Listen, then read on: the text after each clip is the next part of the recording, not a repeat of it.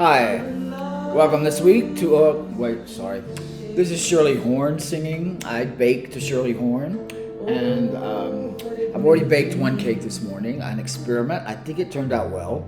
It's, I'm calling this a T.S. Eliot olive oil cake. I will explain. I have another cake in the oven right now. That's my orange olive oil cake that I perfected last week.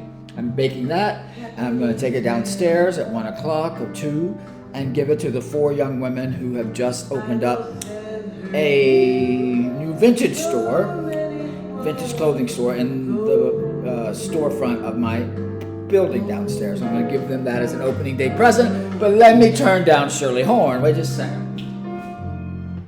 Sorry. I baked to that. Or I baked to Evan Hansen. So I'm either a theater queen or an old gay guy who listens to dead black women. Anyway, that cake is baking and it smells really good. And while that cake is baking, here's this cake. Isn't it pretty? This is my T.S. Eliot olive oil cake. All right? And I thought, for the hell of it, I'm going to change the glasses here. I'm going to do a cold reading. Excuse me. Clean my glasses. I'm going to do a cold reading of the love song of J. Alfred Prufrock, because that's the kind of cooking channel this is. I thought, who's going to sit through this? And I thought, you know what, fuck it, I don't care. It's my channel, it's my tube, and this is what I want to do. This is who I am. I'm trying to own who I am. Not only baking cakes, but reading T.S. Eliot on a cooking channel, okay? So I'm going to try to get through this without stumbling, because I have never read this aloud. Okay.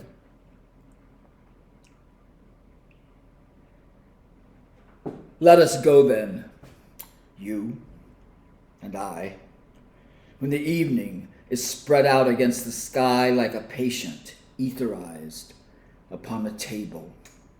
Let us go through certain half-deserted streets, the muttering retreats of restless nights and one-night cheap hotels and sawdust restaurants with oyster shells. Streets that follow like a tedious argument of insidious intent to lead you to an overwhelming question. Oh, do not ask, what is it? Let us go and make our visit. In the room, the women come and go talking of Michelangelo.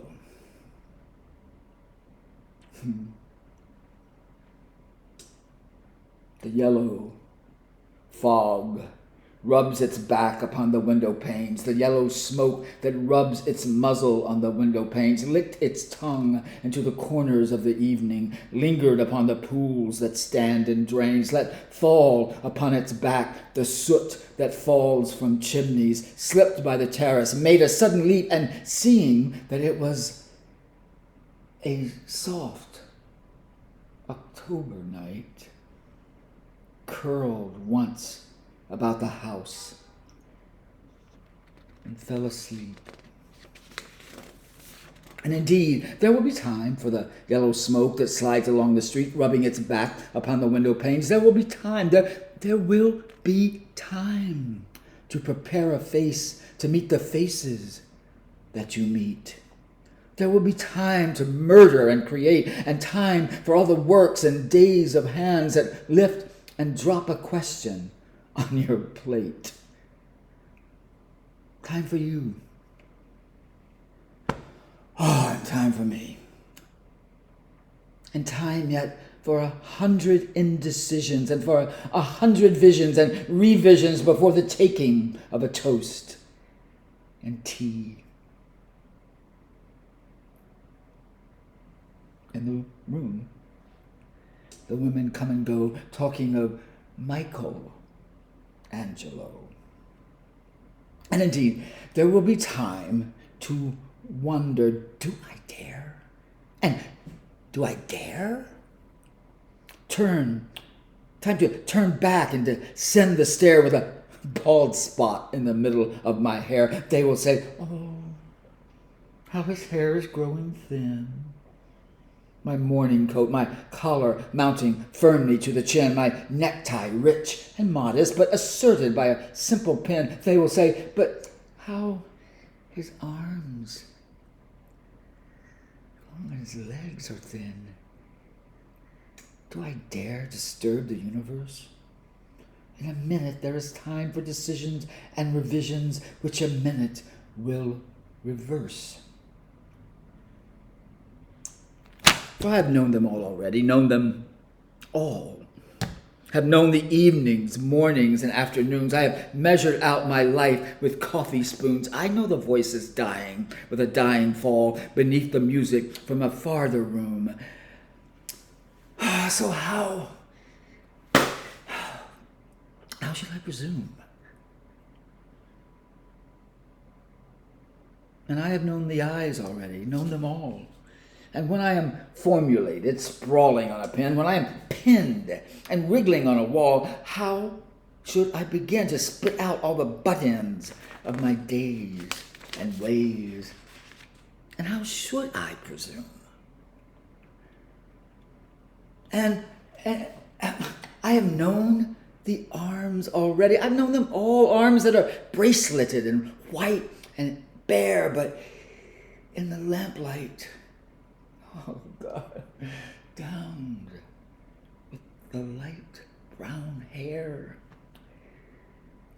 Is it perfume from a dress that makes me so digress? Arms that lie along a table or wrap about a shawl. And should I then presume? And how should I begin? Shall I say, I have gone at dusk through narrow streets and watched the smoke that rises from the pipes and lonely men in shirt sleeves leaning out of windows? There should have been a pair of ragged claws scuttling along the floors of the silent seas. And the afternoon, the evening, sleeps so peacefully, smoothed by long fingers asleep, tired, or it lingers, stretched on the floor here beside you and me. Should I, after tea and cakes and ices, have the strength to force the moment to its crisis? But though I have wept and fasted, wept and prayed, though I have seen my head, grown slightly bald, brought in upon a platter, I am no prophet. And here's no great matter. I have seen the moment flicker.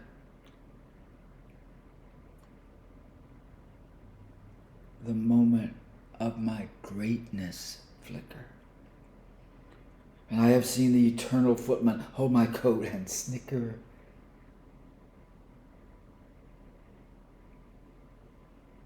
And in short, I was afraid. And would it have been worth it all, after all? After the cups, the marmalade, the tea, among the porcelain, among some talk of you and me, would it have been worthwhile to have bitten off the matter with a smile, to have squeezed the universe into a ball, to roll it towards some overwhelming question, to say, I am Lazarus, come from the dead, come back to tell you all, I shall tell you all, if one settling a pillow by her head should say, this is not what I meant at all. This is not it at all. And would it have been worth it after all? Would it have been worthwhile after the sunsets and the dooryards and the sprinkled streets, after the novels, after the teacups, after the skirts that trail along the floor, and this and so much more? Is it impossible to say just what I mean? But as if a magic lantern threw the nerves and patterns on a screen, would it have been worthwhile if one, settling a pillow or throwing off a shawl or turning toward the window, should say, this is not it at all. That is not what I meant. No. I am not Prince Hamlet, nor was meant to be. I am an attendant lord, one that will do to swell a progress, start a scene or two, advise the prince, no doubt, an easy tool, deferential, glad to be of use, politic, cautious, and meticulous, full of high sentence, but a bit obtuse. At times, indeed, almost ridiculous, almost at times, the fool.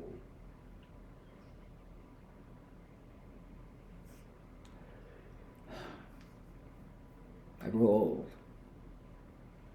I grow old. I shall wear the bottoms of my trousers rolled. Shall I part my hair from behind? Do I dare to eat a peach? I shall wear white flannel trousers and walk upon the beach. I have heard the mermaids singing, each to each.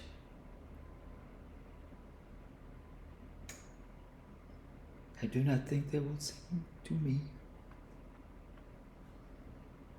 I have seen them riding seaward on the waves, combing the white hair of the waves blown back. When the wind blows the water white and black, we have lingered in the chambers of the sea by seagulls wreathed with seaweed red and brown,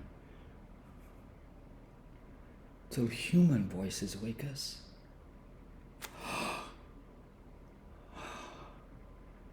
And we drown.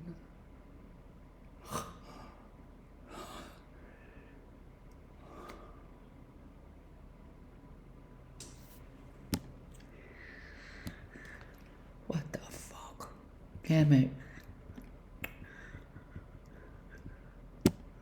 How do I get this to stop?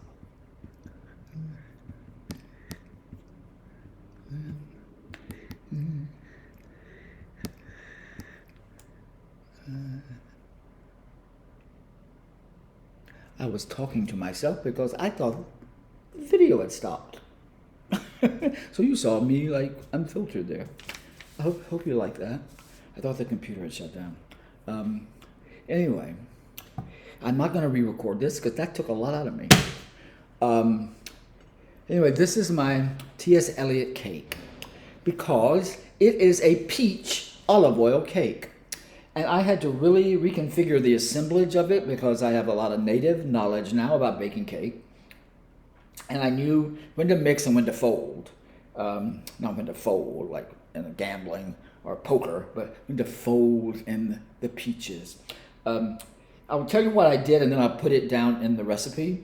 I cut up the peaches. I did peel them. I was going to leave the peeling on, but I thought, no, let's not chance that. So I peeled them, I cut them up, and I let them stand in the olive oil for a bit, like 10 to 15 minutes. And then I drained the olive oil from them and put that in the mixture when I was mixing it with the mixer. And then I took the peaches that had been standing in the olive oil and dumped those in the batter and then folded those in. And I think it turned out really beautifully.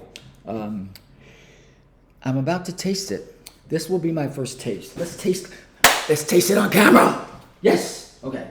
Find a knife. Let me find a knife. Okay. I think it'll cut with this dull knife. Okay. Oh, this is exciting. Okay. Just a tiny little piece here. Okay. I'm going to be unfiltered. This is what it looks like. Okay. Do you see that? Okay.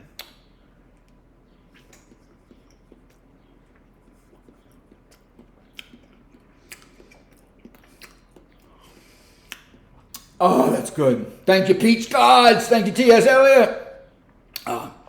I do dare to eat a peach. See you next week. Bye.